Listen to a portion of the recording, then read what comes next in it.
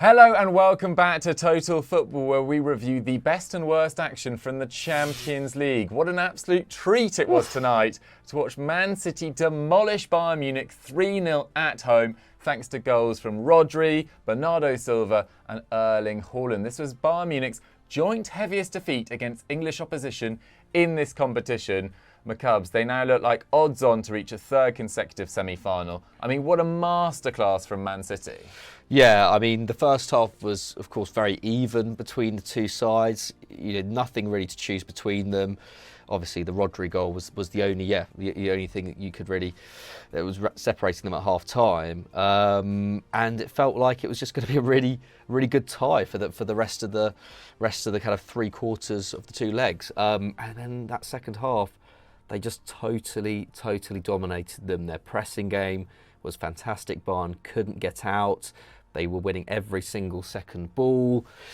Even when they invited Bayern on, in terms of some pressure in their own third, Akanji, Ake, Diaz just didn't put a foot wrong. Stones was fantastic at covering in front of them as well and dropping into the back line. Yeah, it was just a masterclass from Pep. And I feel bad for Tuchel because he's been parachuted into this job, into what is a very good team. But, he's been parachuted in with all these huge games. And he's lost two of them. He's effectively out of two competitions now. I know anything can happen in that second leg, but I don't think anyone's expecting them to overturn that deficit, even at the Allianz. But I mean, Man City are just in imperious form right now. I know you were saying it on Sky Sports News earlier, Dukes. They are just in better form, and that's why they were favourites, at least, mild favourites going into this game. They're now on a 9-match unbeaten run.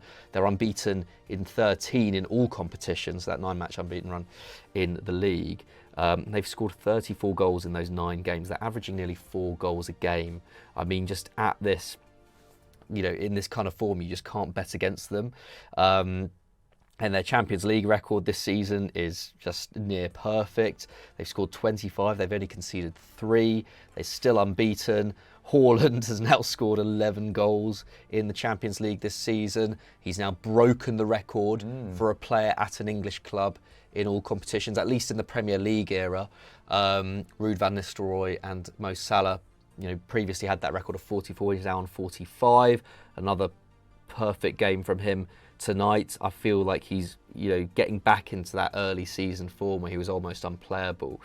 And Arsenal fans will be, I think, a bit worried having watched them tonight, having watched them as well against Southampton, where, again, the second half, they just completely tore them apart.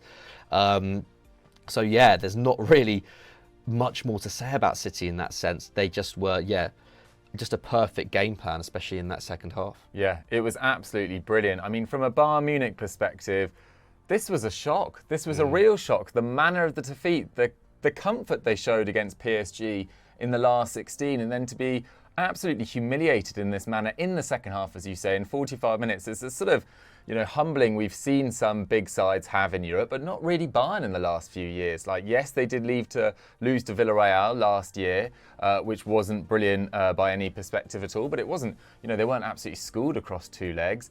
And that's now probably 3 non-semi-final appearances since winning the Champions League in 2020 as well, which is just seriously disappointing. And as you say, they took a massive risk firing Nagelsmann when they did. They brought in Tuchel with the idea that he had a better chance of winning the league, and he has won both of his league games so far. But they've exited the DFB Pokal last week to Freiburg, slightly unfortunately, I would say, because they gave away a penalty that I thought was a little bit questionable because the ball came off Musiala's thigh into his arm. But then in this one, it was just an absolute collapse, really. And Jan Sommer, who the commentators were questioning his ability with the ball at his feet, and it did look a little bit chaotic at times, but he made some absolutely outstanding saves. Like Gundogan, particularly in the first half, that amazing save after he did fail to clear the ball. And then one from Julian Alvarez in the second half, low down to his left. And there's one where he tipped it over the bar as well. It could have been way more. Yeah, it could have been way, a more damaging result than it was. But yeah, to effectively have their season over in the space of a week is really pretty worrying from a Bayern Munich perspective, and it didn't reflect well, particularly on their defenders. I thought Upamecano had one of the worst games of the last 5 years I can really remember of a Champions League defender. It's absolutely shocking. 0 tackles, 0 interceptions, one aerial duel won, one error leading to a goal, but the amount of nervousness that he just showed throughout that whole tie, or that whole game rather, with Matthias de Ligt looking pretty comfortable against Erling Haaland for the first 60 minutes or so, but Upamecano just creating so many issues. And yes, the first goal was a stunner from Rodri, but it was Upamecano's error that led to the second goal, eventually from Bernardo Silva after an excellent cross from Erling Haaland. So yeah, they've got some serious question marks over some of their performers and performances in this game. But Cubs, let's talk about some of the bright lights of Man City, because, I mean, it was a whole team effort, I think it's worth saying. For sure. First of all, I would say, like, Upamecano no doubt had a stinker, but Alphonso Davies had a really poor game as well. I think Benjamin Pavard as well. I think he only completed 79% of his passes, which just isn't good enough for a Champions League defender. I know he was having to kind of ping, like, you know, he was ping the attacks off towards the end, but yeah, just both of them just absolutely pressed off the park. I think Bernardo Silva, who we'll get on to now actually, made 8 tackles.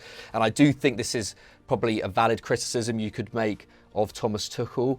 I probably would have started Joao Cancelo at left back rather than Davies, knowing the kind of threat that Bernardo can have in terms of pinning back your fullback. Yeah, even could have been either or. For sure. But I just think going into a game like this, you'd maybe bank on Bernardo starting, or at least being used in some sort of defensive capacity. And yeah, Davies just couldn't get out at all. And as soon as Cancelo came on, I know the game was gone by that point pretty much, but they just would have had more control. They would have had someone who was a bit more press resistant. But yeah, let's go on to Man City, because, like we said, the back line were just amazing. Manuel Akanji, 10 tackles and interceptions, 2 aerial duels, 1. He just completely silenced Coman. He also limited Sane when he was operating in those areas down the left as well. Like, Sane was the only player who really bothered Ederson at all, but those were with shots from around 25 yards out. Ake, 3 tackles, 6 clearances. Rodri made 5 tackles and interceptions. Ruben Diaz made that amazing block in the first half from Musiala, which actually Bayern's best chance of the game, just after going 1-0 down. And if it's 1-1 at that point, then I think it becomes just before Rodri's or was it goal, just before? I think okay, like literally 2 minutes before, but it was an incredible moment. Completely different game. That's a game-changing tackle. It was almost like a kind of goalkeeper kind of save with his feet. So I mean, the City back line, Pep has a lot to thank for. Jack Grealish as well, once again, excellent. Probably their most informed player right now. He's now created 22 chances in the Champions League this season, more than any other City player. And Kevin De Bruyne, I thought, absolute class act in the first half. Became a bit quieter in the second, but didn't really need to influence the game as much when you had picked up kind a of few Bernardo knocks as well. City fans will maybe be a little bit worried about him when he came off, but didn't look in too much pain, so probably not too much to worry about. But I just that's the thing. I just don't think any City player had even a remotely bad game. Gundogan as well, just didn't see him lose the ball once.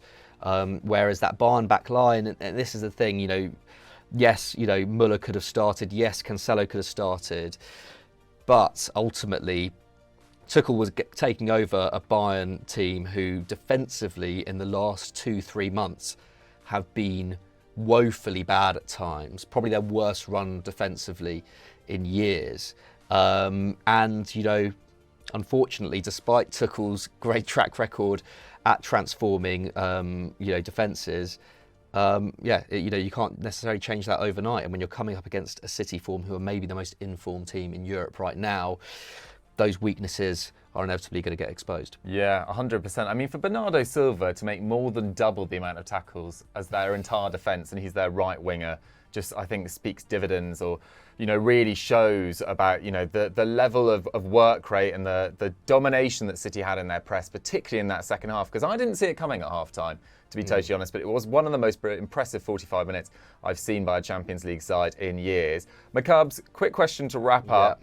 Does this, for you, make City Champions League favourites? I mean, we haven't seen some of the big sides in action, but what do you think? I mean, it's a huge statement, isn't it? It's a huge statement, and obviously Real Madrid-Chelsea coming up tomorrow night. But, I mean, going into this quarter-final, I think Man City were probably the most accomplished team left in the competition anyway, probably between them and Bayern.